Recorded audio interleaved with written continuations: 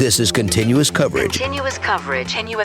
In the trial of Lori Vallow Daybell from the Hidden Killers podcast. Hidden Killers podcast. And we're up to segment number 3 in our continuous coverage of the trial of Lori Vallow Daybell. Let's go to the courtroom.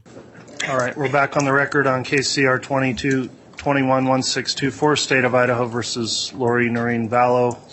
Completed the lunch break. Jurors are all present and accounted for.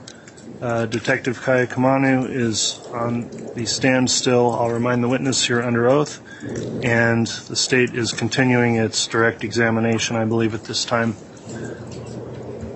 Yes, Your Honor. All right, Ms. Blake, if you'd like to continue with direct, you may.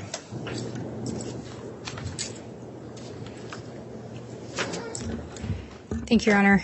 Detective Kaya Kamanu, we had talked about some guns that were retrieved from the apartment complex where Alex Cox was residing. Do you recall that? Yes. And one gun in particular seemed to draw the most attention from you. Is that correct? That's correct. And what type of firearm was that again? That was the Alexander Arms Grendel 6.5. And do you believe if you were shown that firearm again, you would recognize it? Yes. Your Honor, I believe that we do have the firearm here. If we could have it brought into the courtroom. I believe it's State's Exhibit 280. Exhibit 280? I believe it's 280. All right. I'll make sure to have the detective properly identify it to make sure I have the correct exhibit number. All right. We'll have the firearm brought into the courtroom. As we're doing that, let me just advise you, ladies and gentlemen of the jury, any firearms that are offered into evidence in the case we'll make sure are unloaded. There's no ammunition anywhere in the courtroom for any firearms that would be admitted into evidence. The firearms also, steps have been taken to render them inoperable. I'll have the bailiff explain that a little bit more once the firearms brought in here. The firearms will not be handled at any point by the jurors, either during trial or during deliberations, but may be available for inspection with the assistance of law enforcement. And with that in mind, we'll have the law enforcement bring in the firearm that would be State's Exhibit 280.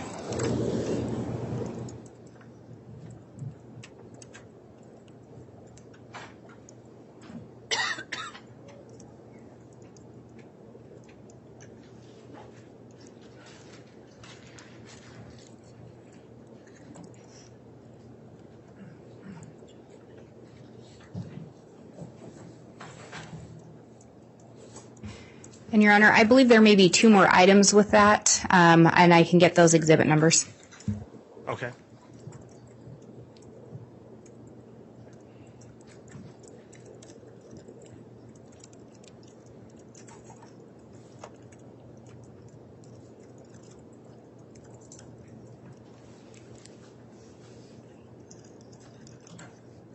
And Your Honor, may the witness leave the stand to review those items, or do you want them handed to him? I think it'd be best if he did step down and just personally review the items and then can return to the stand for foundational questions.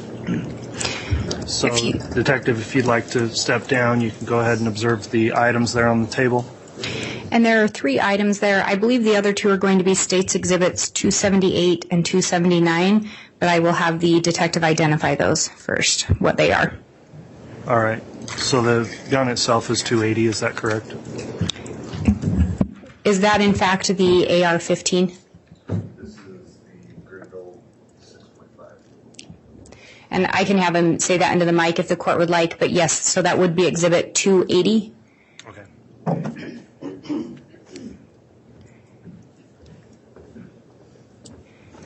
And what did you identify that firearm as? So that firearm right there is the Alexander Arms Grendel 6.5 with a vortex scope on it. And did you see the other item sitting next to it? I did. And could you identify what those are? Those are solvent traps that were drilled into to make a homemade suppressor. Were those also recovered during the search of the apartment complex associated with Alex Cox? They were. And were those seized by Fremont County? They were first seized by Rexburg PD for safekeeping, and then Fremont County seized them on a search warrant, yes. And they've remained in the custody of Fremont County? Yes. And is that, in fact, the firearm that we saw in a photo earlier? Yes. And again, you went over your experience with paintball guns and your experience with AR-15s. And I don't know if the witness could step down to point out some things with regard to that firearm, or if we'd like it held up for him to do that. Let's get to the detail of getting these admitted into evidence. Your Honor, given the identification by the detective, the state would move for their admission. All right. Any objection to Exhibit 280, which is the gun? If I may voir dire and aid. You can voir dire. Detective, this is the gun that's in the cardboard box, correct, that you seized from Alex Cox's apartment? That was seized from Alex Cox's apartment. All right, and you know that to be the gun that was seized from his apartment. I guess what I'm saying is you weren't there when it was seized? Correct, I was not there. All right, but based on your collective knowledge within the police department, you believe that to be the same gun that was seized from Alex's apartment? Correct. All right, and you identified states 278 and 279 as being, I couldn't really hear what you called them. Baffles or solvent traps? Baffles or solvent traps. Okay, what is that? From my knowledge, a baffle is a device that could be used to make suppressors for a firearm. Is it just a piece of metal? From my understanding, yes. Okay. So those are just two pieces of metal that you found with or near the gun that was seized at the house? Correct. Okay. I have no objection, Judge. Okay. So Exhibits 280 and 278 and 279 are all admitted. And so, Ms. Blake, you can continue with your direct. Thank you, Your Honor. And I don't know if there's a mic or a way for the detective to be able to step down to identify some things with regard to that firearm for the jury. We'll get him a wireless mic. Thank you, Your Honor.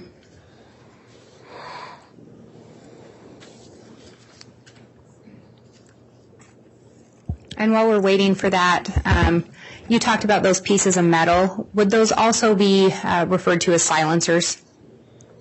Correct. In common lingo? Yeah, they could be. And if you could step down and approach that Exhibit 280.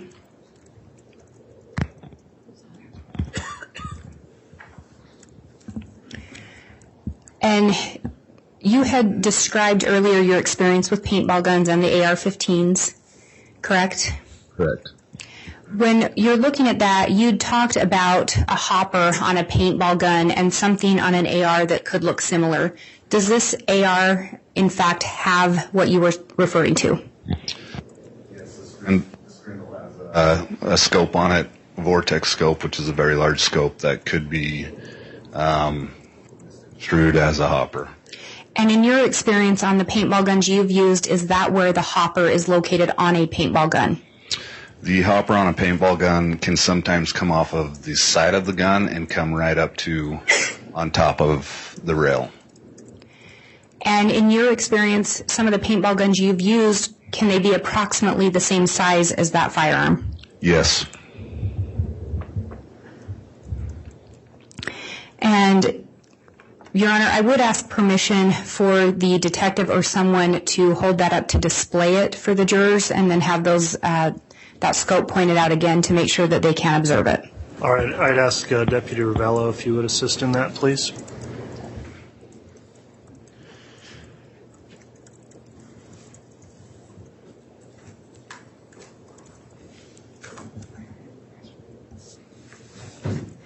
And Detective Kaikamanu, if you could just go over and point again where you were saying that scope is to make sure the jurors can see it. Again, right here is the vortex scope that comes down on the top of the rail of the rifle. And if you could describe again where the hopper is sometimes located on paintball guns you have experience using. Before we answer, Mr. Thomas, would you like to go where you can observe what's being pointed out? Thanks, Judge. All right. And, Your Honor, would you like me to have him point out that scope again once Mr. Thomas is there? Now, yes, thank you, Ms. Blake. So now that Mr. Thomas, can you see? Yes. Detective Kaikamanu, can you once again point out where that scope is that you're referencing? So again, the vortex scope is on the top of the rail of the rifle. And in your experience working with paintball guns, can you indicate again where the hopper is located? On a paintball gun, paintball gun comes out the side and comes up right above the rail of the paintball gun. And in your experience, can a paintball gun resemble an AR-15? Yes. Just one moment.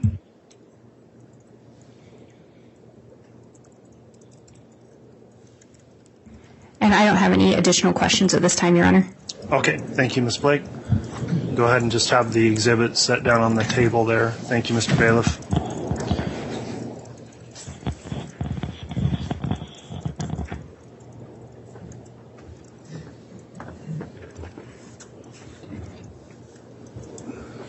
All right, Mr. Thomas, cross-examination.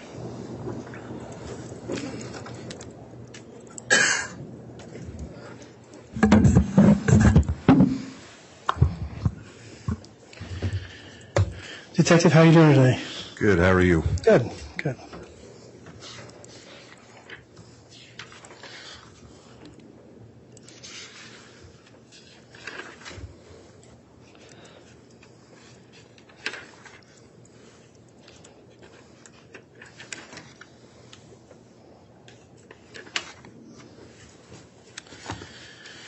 So,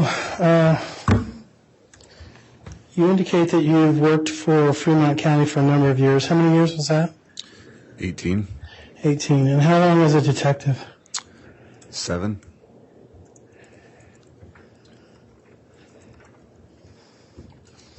And you indicate that you're a lieutenant over the detectives at this time? Sergeant over detectives. Sergeant. And how long have you been the sergeant over the detectives? Approximately year and a half. Okay. So you were just a regular detective, and now you're the sergeant over the detectives. Is that right? Correct. There hasn't been any move back to patrol or back to another capacity in the sheriff's office in the last 7 years. You've been in the detectives division? Correct. Okay. All right. You indicate that you had some special training. You went to post. Did you go to college anywhere before post, or? I did not. Okay.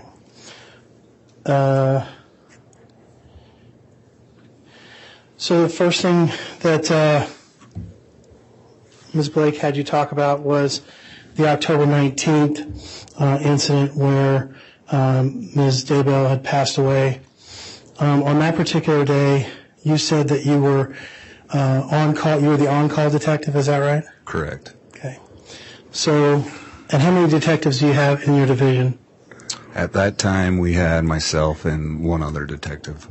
And that was Detective Mattingly. Mattingly. And then Greenhalgh was not a detective. Correct. She was Okay. not. So it's you and Mattingly are detectives on October 19th, 2019. So you switch off between being on call for that? Is that how it works? Correct. Okay.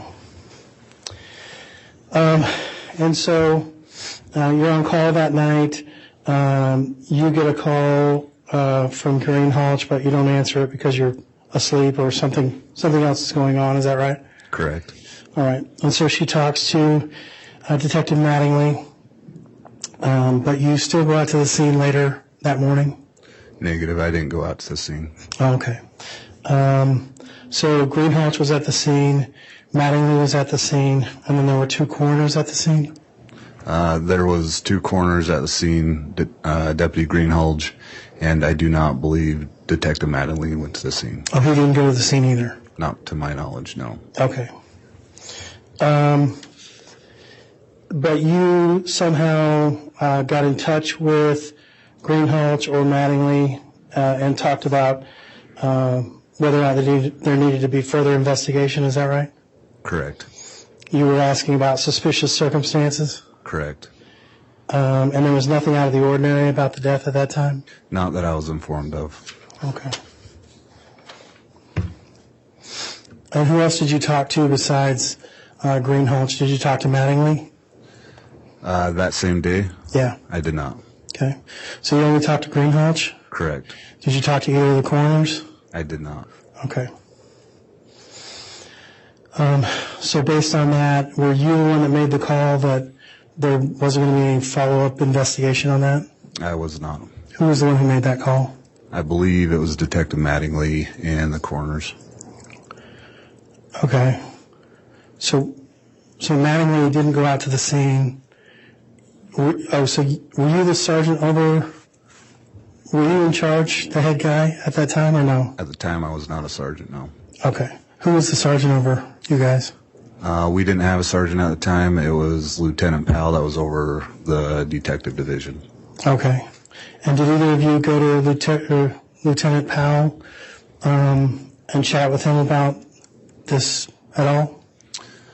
On that particular day, I guess I should clarify that. On that particular day, October 19th.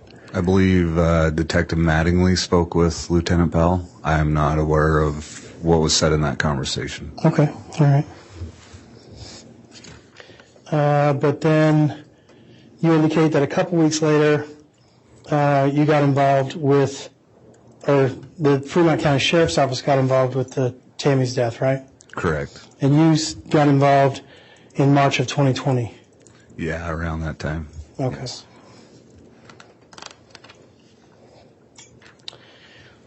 The state said that this was some sort of a joint investigation because it involved an investigation of Brandon Murdaugh, the two missing kids, as well as Charles Vallow.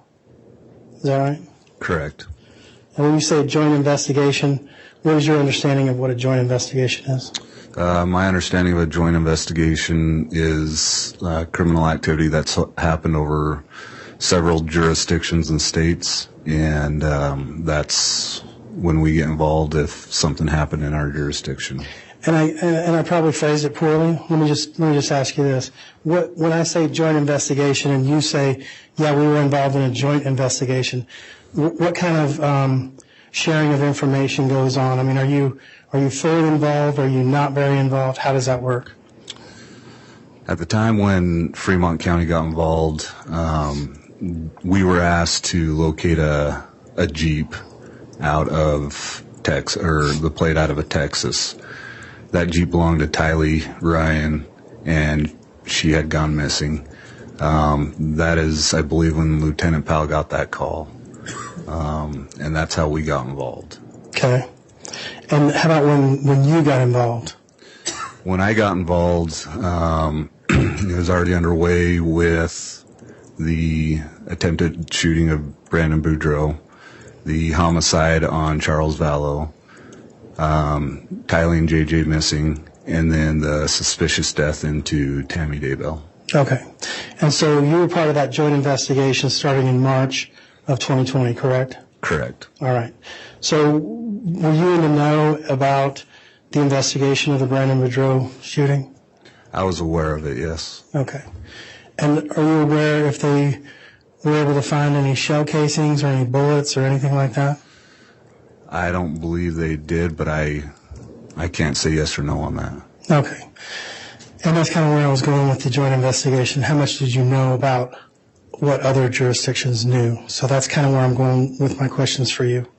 So you didn't know if they found any bullets or any casings or anything like that in the Brandon Murdaugh investigation? Correct. All right. And then you started investigating the attempted shooting of Tammy Daybell. Were you the point man on that? I didn't investigate that. I looked into that report, and no, I was not the point deputy on that case. Who was the point on that case? Deputy Coulter Cannon. Okay. All right. So when you say you looked into it, what do you mean you looked into it? When I got involved on Tammy Daybell's death, I had figured out that previous we got a call for an attempted shooting at that residence. And so that's when I read his report and started looking into it that way. So you read Coulter Cannon's report? Correct. Okay. And then there was an email that was circulated and that was actually brought into evidence. You recall that this morning? If you're referring to the one that Tammy wrote to Mark, then yes. Yes, I'm referring to Exhibit 291. Can I take a look at 291, please?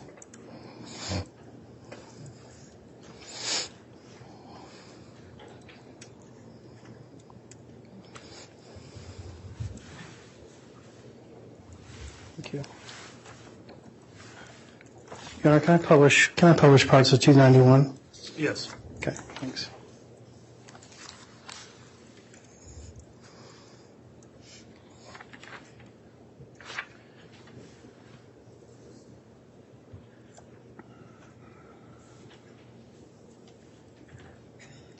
So this.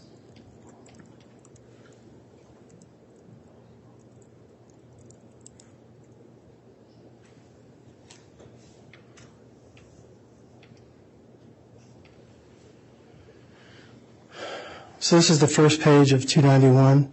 You recall reading from the bottom of that page earlier? Yes. Okay.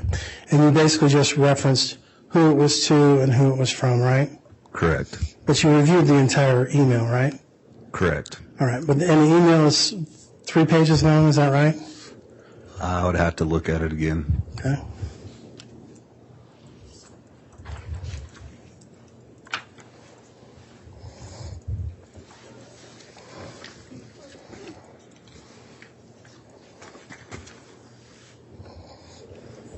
That's correct. Okay.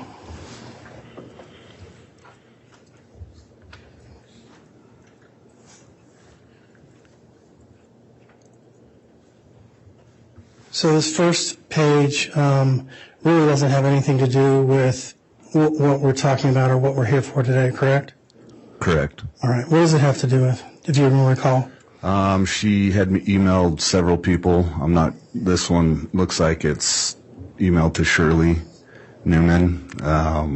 They talk about a lot of church stuff. She goes back and forth. She emailed several people on all that. Okay. And I guess I'm wondering, how is it that the stuff that's really pertinent got put onto this particular email? That I cannot answer. Okay.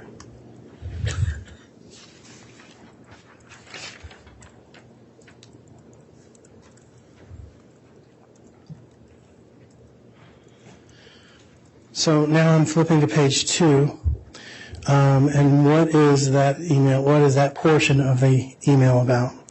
So the beginning of this portion of the email, Tammy is talking about how her neighbor's dog was out, and somebody drove by and took her neighbor's dog. Stole the dog. Stole the dog.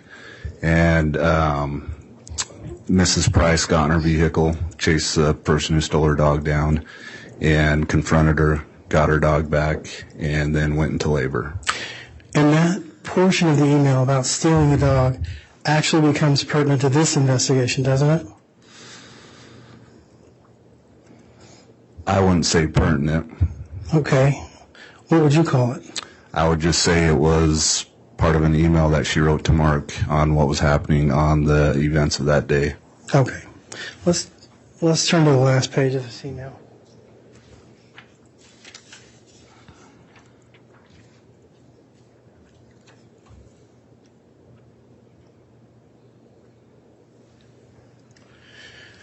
So the last page of this email, the first full paragraph, starting with his theory. Do you know who he is when they're talking about his theory? She is referring to Mr. Price. All right, and Mr. Price is referenced in the line just above it, right? Correct. All right, and that's how you know that it's Mr. Price. Correct. All right, would you go ahead and read that paragraph for me? His theory is that the crazy dog lady brought her husband back to steal the dog again. They had parked down the road, and he had snuck through the cow fields. He was going to cut through the front yard when I pulled up and startled him. He didn't know what to do, so he panicked and tried to menace me with the non-real gun, and then ran off across the field, which would explain why he ran to the north side of the house and why I never heard a car and we couldn't find anyone or him anywhere. It's actually a pretty good theory, and Matt is going to do some amateur sleuthing since the lady told Regan where she lives. I'll keep you posted if we ever figure anything else out. Okay. And so when you followed up with this and you talked to Matt or talked to Regan, what did you find out? That's what was happening, and that was his theory. And when you talked to the guy, the lady that stole the dog, when you talked to her husband, what did he have to say? I didn't talk to him. You didn't follow up on this lead? I did not. You didn't think it was a credible lead? I did not. Okay. In fact, let's ask this. I don't want to jump the gun here.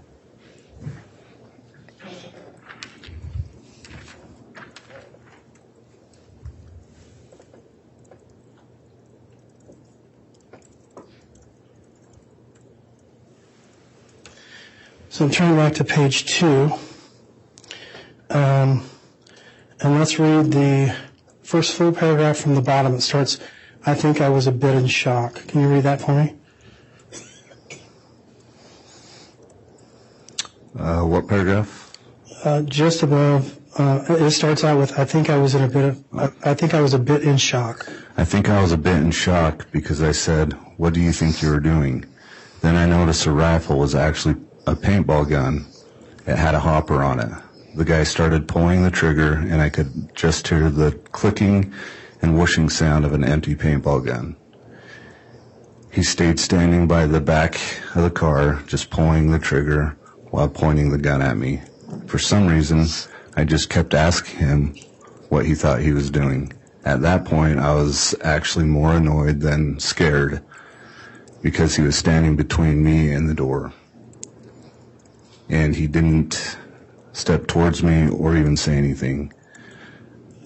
The scared part came after, when my brain thought of what things could have happened. Okay. So, let's take this a little bit at a time here. She's talking to the man, right? This is what she says in her email. "What do you think you're doing?" Right? Okay. So she identifies that he's close enough to her to at least have a conversation.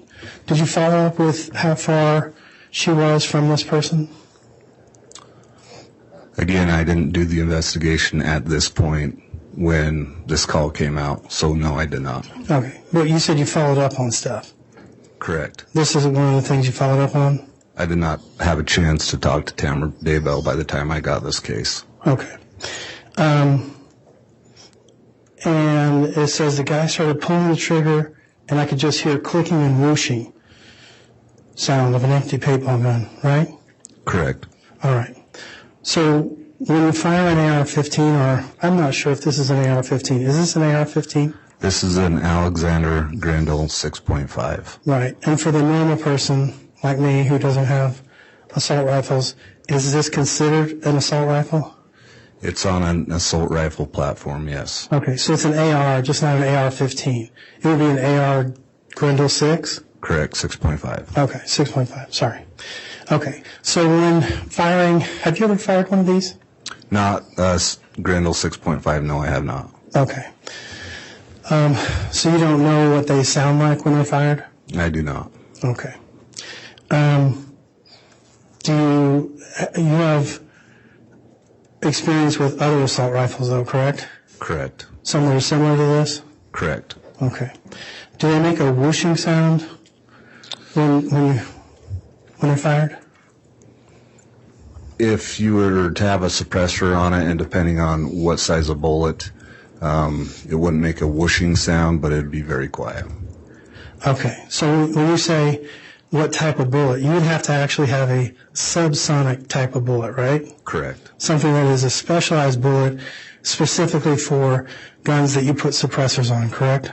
Correct. Okay. And where do you get that ammunition?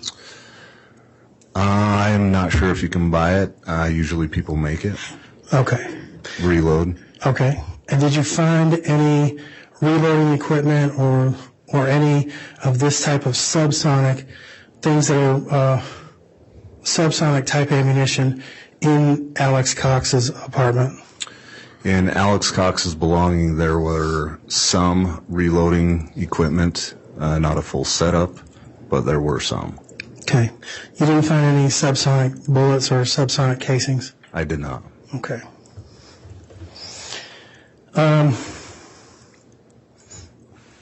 Would you hear the click and the whoosh if you were to fire that with a suppressor on it? Again, it depends on the caliber that's going through. Maybe a malfunction, you would hear a click. But other than that, that's about it. Right, but if you would hear the click, you wouldn't hear the whoosh, right? Correct. So you'd either hear a click or a whoosh. Possibly, yes. Okay, but generally not both. Generally not both, yes. Okay, and when this type of a firearm is fired, where does the casing go? It ejects, is that correct? Correct. All right, and it would go somewhere in the general area of where the person who shot it, probably within 6 feet, I'm assuming? Possibly. I'm not sure of the trajectory, but yeah, possibly, unless they had a malfunction and the casing stayed inside the rifle. Well, if they had a malfunction and the casing stayed inside the rifle, you wouldn't hear any more clicks and any more whooshing, right? You would hear a click. But no whooshing? No whooshing. Okay. And so, did you later go out to the scene of this particular event and with a metal detector try to find some sort of casings or bullets or anything? I did not go out there. I do know that there was a warrant for that residence, and at that time, several other deputies and officers did do that with metal detectors and tried to locate a casing. Okay. Did they find anything? I don't believe so, no. Okay. When you looked around, you obviously looked around the property, right? Where this bullet would have, the trajectory that it would have gone to? Again, I was not out there. Okay. To your knowledge, did anybody find any bullet holes in any buildings or any of the houses or cars or anything nearby? To my knowledge, no. Okay. But you guys looked? Correct. Okay.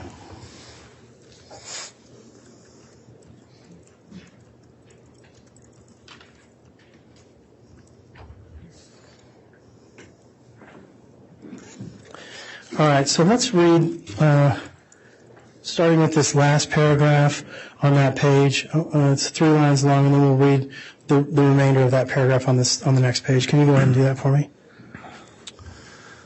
The thought crossed my mind to hit him with my clogging shoes, but first I looked towards the house and yelled, "Chad."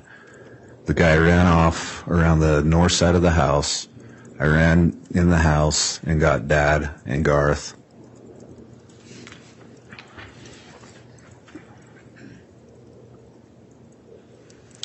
They looked outside, but we couldn't find him. We called the police and reported it. They suspect it was a bipolar teenager who lives down the street and walks around a lot. But Matt Price has a better theory. All right. And so the suspect, they thought, was a person who was a bipolar teenager who lives down the street and walks around a lot. Is that right? Correct. All right. And did you check into that bipolar teenager? We talked to several individuals around the area about the bipolar is what they put there, the bipolar teenager, and in fact found out he had autism, and he lived a lot further away from the Daybell residence than what would have been in walking distance. Okay. And I don't want to drag an autistic child into this, but did you end up talking to the autistic child? I did not. Okay. So no further follow-up was done on the suspected bipolar teenage child? No. Okay.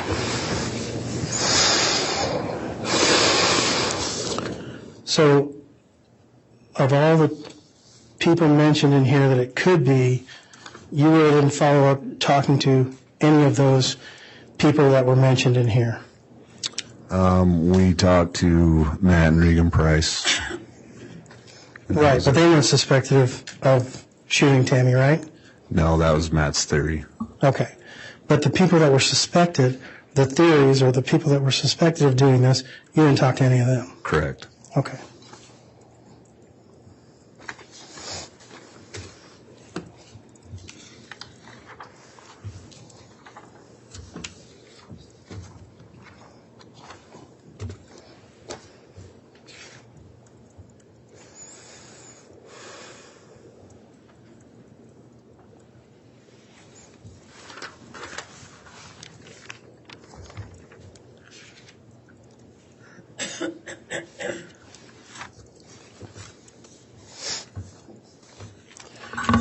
So through your investigation, you did some, I'm sorry, I'm done with this exhibit.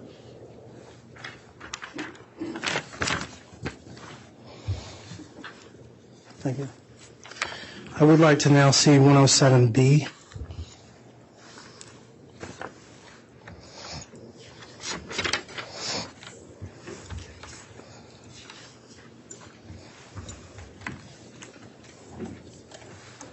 Thank you.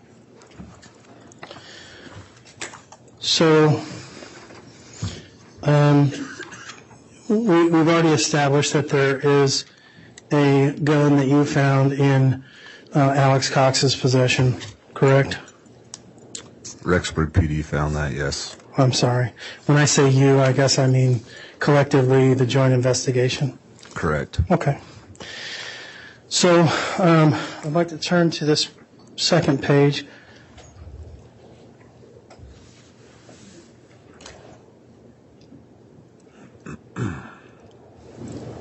And this is a lot harder than it looks.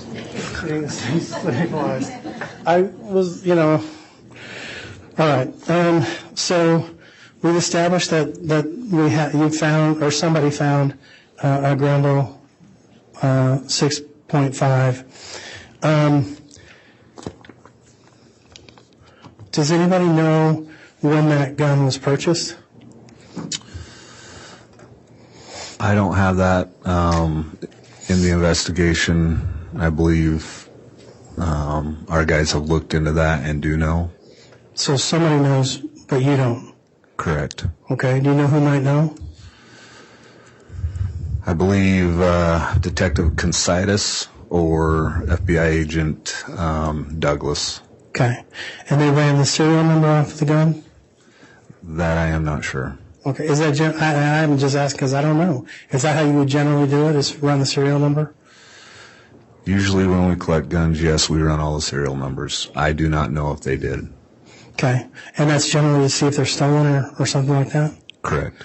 And how would you find the purchase? And again, I've never bought a gun, so I don't really know. But when you purchase a gun, I'm assuming they have to do something with that serial number, or no? Do you know? What do you mean by doing something to it? Well, when somebody sells me something, I get a receipt for it. But do we have to register the gun in some way, or is it just only if it comes up stolen? Is that when they put it in the system? When you purchase a firearm, they'll associate that serial number to whoever purchased it. Okay. So that's how that's done. Okay. And so that's how you track, that's how you're assuming that maybe Detective Consitus found that out? Along with receipts. Okay. So would it be out of the ordinary for someone to search, if they bought a gun like that, to make searches like 6.5 Grendel drop from 100 yards to 200 yards, if they owned a 6.5 Grendel? It would depend what they're shooting it for. Okay. What would you shoot that particular gun for? Usually long range. Okay. Hunting? Depends. I wouldn't purchase that firearm for hunting. Right. It's only just for target practice or for guys to be machismo and, hey, I got a big gun, right? Correct. Okay. So if you go to the range, are you going to want to know what, and maybe, let me just ask you this because I'm not really sure about it either. 6.5 Grendel drop from 100 yards to 200 yards. What does that mean? So the further you're back in yardage in shooting, your bullet's going to drop a little bit. And so with your scope is you need to dial that in. So you shoot to get it accurate from several different yards, different 100 yards, so you can be accurate at one. And usually when you get that sighted in, you kind of stay at that yardage for that. And so when you say that the bullet is going to drop, it's due to gravity, it's due to drift, it's due to wind, those kinds of things, right? Correct. All right. And so if you're target practicing, you're going to want to be on target, am I right? Correct. And the way to know that is to go through the internet, make these searches, find those kinds of things. Is that one way to do it? Yes, it is. Okay. Another way would be to find somebody who has one of these, and you can talk to them, and they can, you can form a club or whatever and be buddy-buddy and work it out that way, right? Yes. But if you're new to the area, one of the best ways to do that is to get online, right? Correct. All right.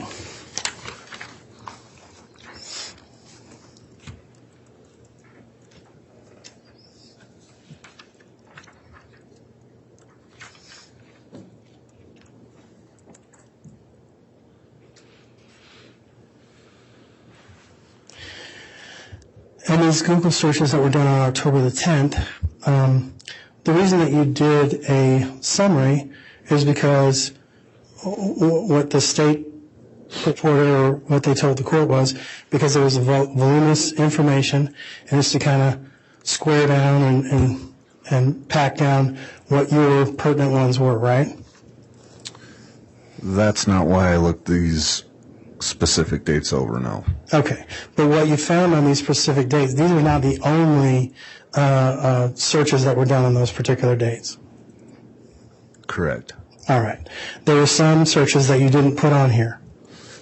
On the Google search itself, like this says up at top, these were the Google searches of that day of this information. All the Google searches? Yes. Every search that he did on that day is on this piece of paper. There were some other searches as far as, if you'd like me to go in that, I can. Yeah, tell me everything that was on that day. There were other searches of... Talking over the top of each other. And Okay. make a record. Starting from midnight, tell me every search that was on October the 10th, 2019 that came off of this Google account. I'm not sure starting at midnight, but there were several searches of trannies.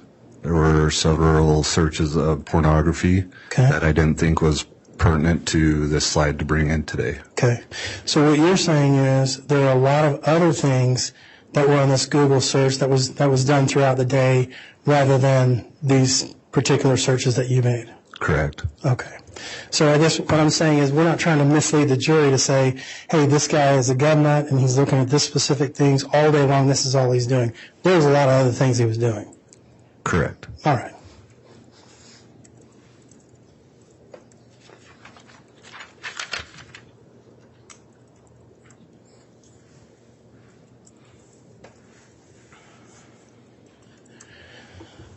Same thing on this slide.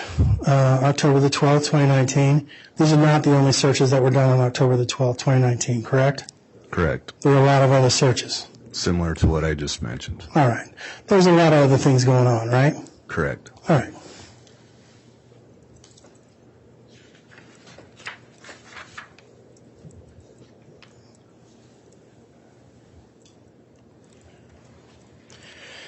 Okay, on this particular slide, I don't know that you know this. You probably shouldn't know this because we had another person who testified, and he actually showed what searches or what who had signed in on every single day. And these were long sheets of paper, correct? Like a full sheet of paper. There were other people's names on these, right? Yes. All right, and that's where you got the information on this particular slide was from those sign-in sheets, right? Yes. All right. And so when you went to Fremont County Sportsman's Club, who did you talk to when you went there? That was Lieutenant Powell that got this information. And Okay, so this isn't your information? this is not my information that I retrieved, no. So somebody else made this slide for you? No, I made this slide with our prosecutors, but the information was from another report. Again, it goes back to a joint investigation that we have shared information and put everything together. Okay, and who was it that did this particular investigation? When Lieutenant Powell was first started on the investigation, he retrieved this information. When I took over the investigation, he was no longer part of the investigation, so I took over that information. Okay, and in the information that he gave to you, there was a report that indicated that he had actually talked to people at the Fremont Sportsman's Club? He talked to Les Ball, who is he's the president of the board. Okay. Of the Sportsman's Association. All right. And did you or anybody that you know actually go out to the Sportsman Club and investigate anybody that was on any of those sheets? Anybody else that was on the names? Any of the names that were on the sheets of paper on the days that you're alleging that Alex Cox was there with the name of Sequint? Not to my knowledge, no. So you didn't do any investigation? Nobody did any investigation as to who else was there, who might have seen Alex Cox there? No. Okay.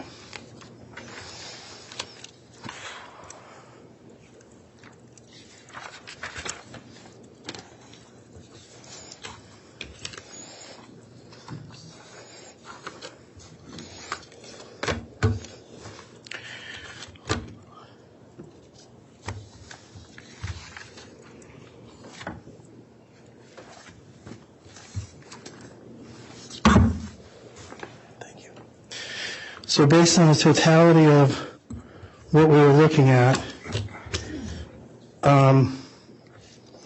you're saying that you didn't investigate and you don't know who investigated the autistic boy or bipolar teenager, and you didn't investigate, or you don't know that anybody investigated the person, the husband who stole the dog, and nobody went out and talked to anybody at the shooting range who may have seen Alex Cox on that day, correct? Correct. Okay. Now, when you did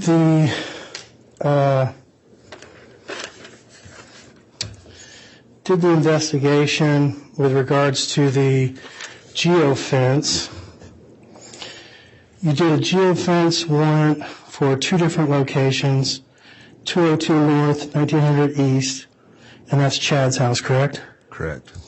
And you also did 3462 North Salem Highway, and that's the church that's about 2.7 miles from Chad's house? 2.6. 2.6 miles? Correct. Okay. And you did a geofence of 150-meter perimeter, is that right? Correct. So how does that work? Do you go from the center of the property 150 yards in either direction, or 150 yards total? It's in the center of the property, 150 yards all the way around in a circle. So 150 yards in any direction? 150 meters, yes. I'm sorry, 150 meters. And a meter is roughly a yard, right? Roughly, but we'll stick with meters. Okay. Meter is 3.3 feet, right? That I am not sure off the top of my head. Okay. Well, I dove in college, and I'm telling you it's 3.3 feet. Would that be accurate? Objection, Your Honor. Defense is trying to introduce testimony, not in evidence. Sustained. Okay.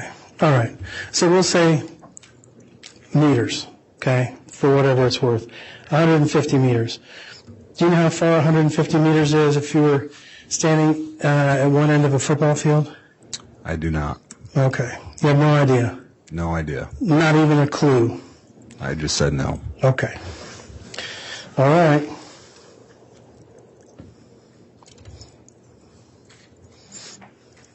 Do you know how many feet 150 meters is?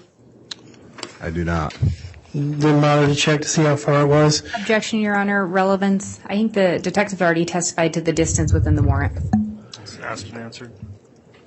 Okay, Judge. So 150 meters, you indicated that you thought that Chad Daybell's phone, or I'm sorry, not Chad Daybell's phone, Alex Cox's phone was in the church parking lot within 150 meters. I testified to a device that was associated with Alex Cox's Homer J. Maximus was pinging in the vicinity of the church. Within 150 meters? Within the 150 meters of my geofence location. Okay.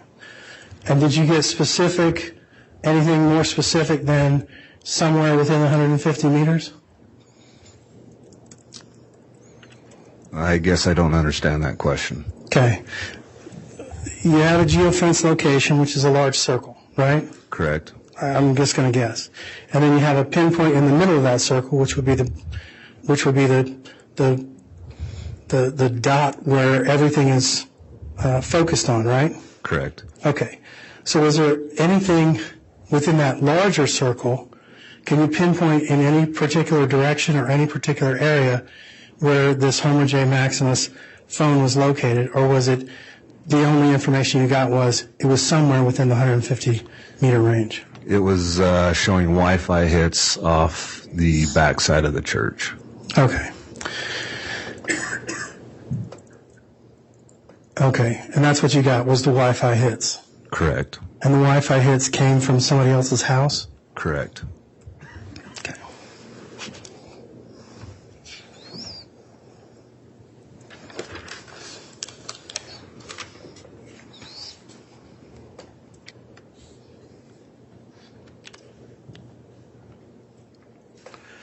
Can I have you walk over and pick up 278 or 279, actually both of them?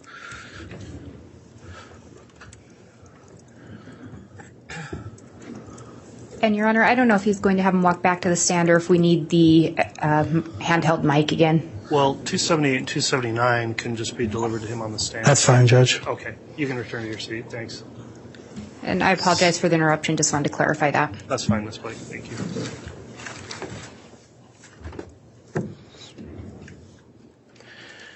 So I think you testified earlier that 278 and 279 were, I forgot what you called them now. Baffles. Baffles. Okay. So when I said, so baffle is just a chunk of metal, is that right? Is that what you're looking at? From my understanding, yes. Okay. Is there anything that, I mean, it's a round piece of metal, right? It's circular, kind of like a tube, Yes. and it's solid? Yes. All right. And there's not been any drill holes in it or anything like that? There's a drill hole on both ends. Okay. And does it go all the way through?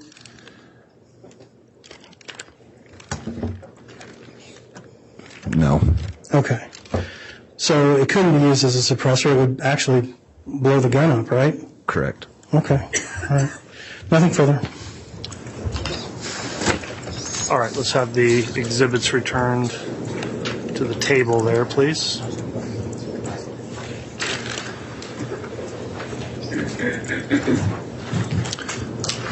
Thank you, Mr. Bailiff. Redirect.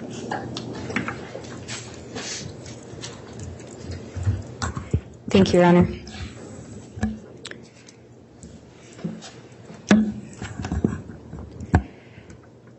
Detective Kaikamanu, you were asked about whether or not anyone else responded out on the morning of October 19th, 2019, besides the deputy and the two individuals from the coroner's office, correct? Correct. And to the best of your knowledge, did any detectives respond out that morning? No, they did not. Do you know why that was? When I called the coroner back after I missed her call approximately an hour later, she had told me that she had already talked to Detective Mattingly and had walked through everything with Detective Mattingly.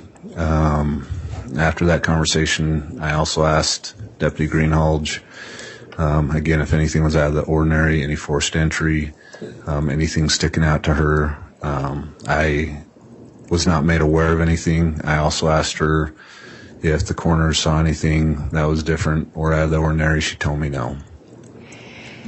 And on October 19th of 2019, were you aware of or had you heard of JJ Vallow?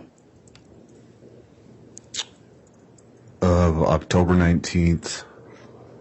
Yes, prior to Fremont County becoming involved, had you heard of JJ Vallow? Yes. And did you hear of JJ Vallow before you became involved in the investigation? I did. Did you hear of him prior to the end of October? Yes. Aaron, I'm going to object. These questions are all beyond the scope of cross-examination. I didn't talk anything about JJ Vallow. I'll overrule that at this point, Ms. Blake, but it's getting close to beyond the scope, I would say. On October 19th of 2019, actually, I'll back up. You testified that you did not become involved in an investigation regarding the death of Tammy Daybell until 2020. Is that correct? Correct.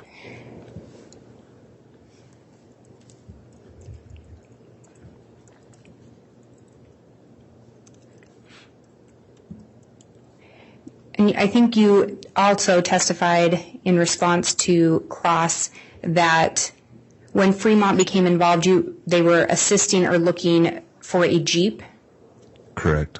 Do you know if that Jeep was reported to have been involved in or suspected in criminal activity? I believe it was.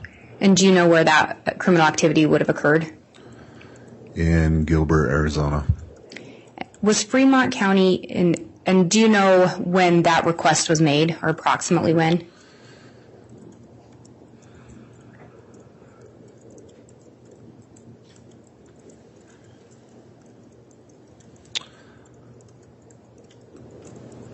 I can't think of it off the top of my head. I would have to refer.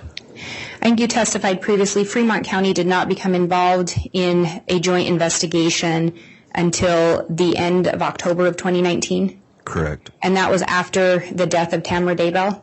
Correct. So on the morning she died, to the best of your knowledge, did Fremont County have all of the information regarding those other investigations? They did not have all the information, no.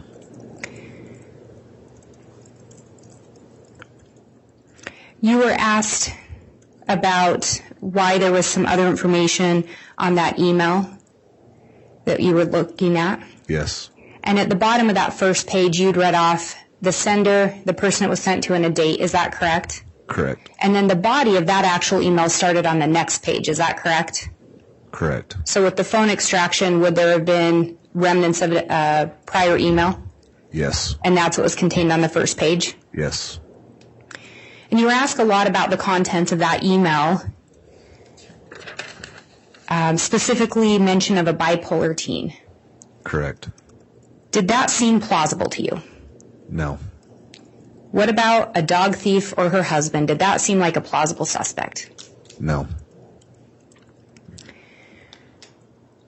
The Daybell residence, can you describe the area where it's located? Is it a city? Is it rural? So the Daybell residence is at 202 North, 1900 East, at a crossroads, which is a rural area and a farm community. On the east side of their house and the northeast side of their house is just open field for several hundred yards. It's a farming area, and it's very open. Do you get a lot of reports of masked gunmen in that area? No.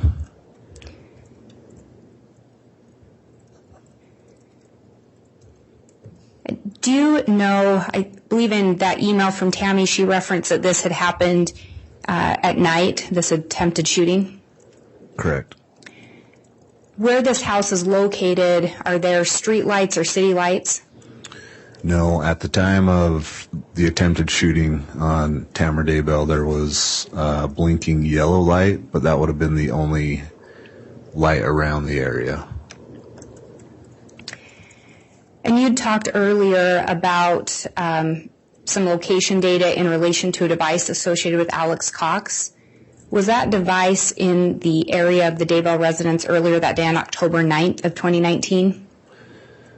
The Homer J. Maximus, a device associated with that, yes, there was. And are you aware of one of the roads that runs by the Daybell residence? I think their house sits at an intersection, is that correct? Correct. And one of the roads is the Salem Highway. Yes, one's the known as the Salem Highway or 1900 East, and the one that crosses that is 200 North. And on that 200 North, are you aware or familiar with some kind of a pullout for a canal? I am. Judge, we're not talking about that. We're going far afield. I'll sustain that. I think it's beyond the scope, Ms. Blake.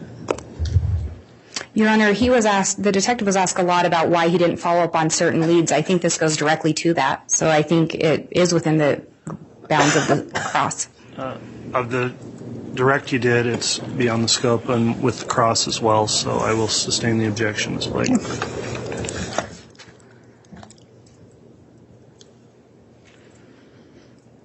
With this particular gun that we've talked a lot about, can you tell by looking at it if it is threaded for a silencer or a suppressor? By looking at it, yes, you can put a suppressor on there. If you put a suppressor on a firearm in your experience, can it change the sounds? Yes.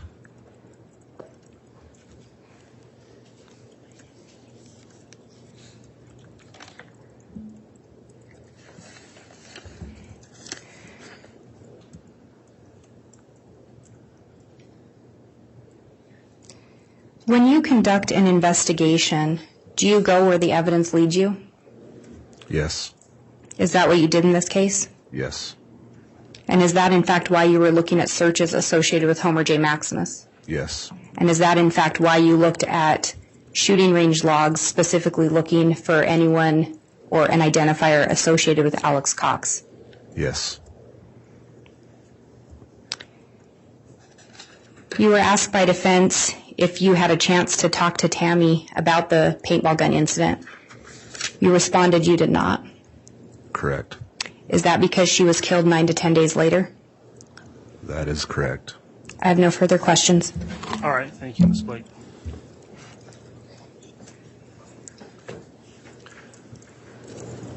That'll conclude the testimony of Detective Kai Kamanu. I believe he'll continue to be made available to the state. Is that correct? We would actually ask that he be released. Okay. No objection. All right. Thank you for your testimony today. Counsel, could I have a brief sidebar before we call another witness? That wraps up segment number 3 in our continuous coverage of the trial of Lori Vallow Daybell. There's much more to come. Press subscribe so you don't miss any of it. This is continuous coverage Continuous coverage. in the trial of Lori Vallow Daybell from the Hidden Killers podcast. Hidden Killers Podcast.